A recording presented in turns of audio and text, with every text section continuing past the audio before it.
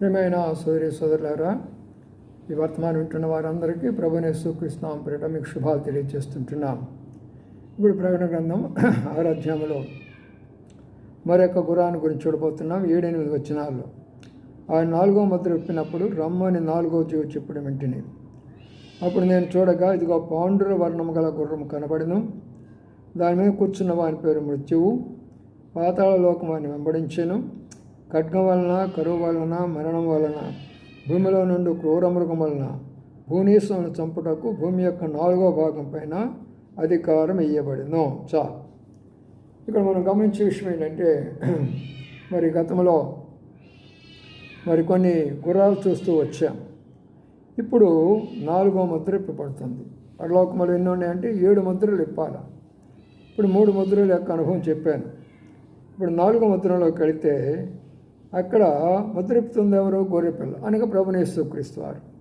ఇప్పుడు ఒక గుర్రం కనబడుతుంది. ఆ గుర్రం ఎలాగుందంటే పాండ్రవర్ణము అంటున్నారు. ఎందుకు పాండ్రవర్ణం అంటే అప్పటికే ప్రజలు చాలామంది కరువులో, తర్వాత మరణాల్లో, యుద్ధాల్లో, మరి భయంకరమైనటువంటి ఎర్రగుర్రము యుద్ధాలు, ఆ తర్వాత కరువు, వీటి ద్వారా ప్రజలందరూ కూడా చాలా బాధపడుతూ నిరాశలోకి వచ్చి, పాండ్రవర్ణం అంటే మరి అలాగా చాలా దిగులుగా, చింతగా ఉన్నటువంటి వారు.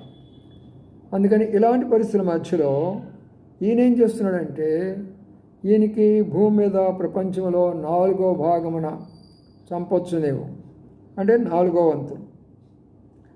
ఏంటంటే ఖడ్గం ఉపయోగించు, కరువు ఉపయోగించు.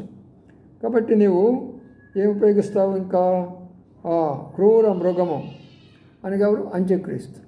కాబట్టి ఈ విధానములో మరి భూలోకున్న ప్రజలను మరి 4వ భాగాన చంపేసేసాయి. చంపేం చేయాలా? పాతాళాన్ని తీసుకొని వెళ్ళి. అందుకని తన పేరు మృత్యువు అనే ఉంది, అనగా మారణము అని దాని అర్థం.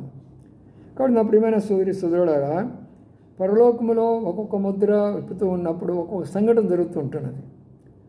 అది పరలోకంలో జరుగుతున్నది, ఇది భూలోకంలో జరుగుతున్నది. మనకేమనిపిస్తున్నది? అరే, ఇక్కడ యుద్ధాలు జరుగుతున్నాయి, ఇక్కడ అంతమంది చనిపోయినారే, ఇక్కడ ఇంతమంది చనిపోయినారే, ఇక్కడ అంత కరువు వచ్చేసింది, ఇక్కడ అంత మరణం వచ్చేసింది, ఇక్కడ ఇలాంటి పరిస్థితి వచ్చిందని మనమేమో చాలా అనుకుంటూ ఉంటాం. కానీ దేవుని వాక్యం ఏం చెప్తుందంటే, అక్కడ ముద్రలు విప్పబడుతూ ఉంటాయి, ఇక్కడ పరిస్థితులు జరుగుతూ ఉంటాయి. ఇప్పుడు ఎలాగుందంటే, భూమి యొక్క 4వ భాగం అధికారం ఇయ్యబడిందో అంటున్నారు. అంటే వాళ్ళకి అధికారం ఇచ్చేస్తాడు. దేనికి? చంపేసి దాని కొరకు. ఏ రకంగా? యుద్ధాల ద్వారా అయినా, కరువుల ద్వారా అయినా, మరణాల ద్వారా అయినా, ఏ విధానమైనా సరే.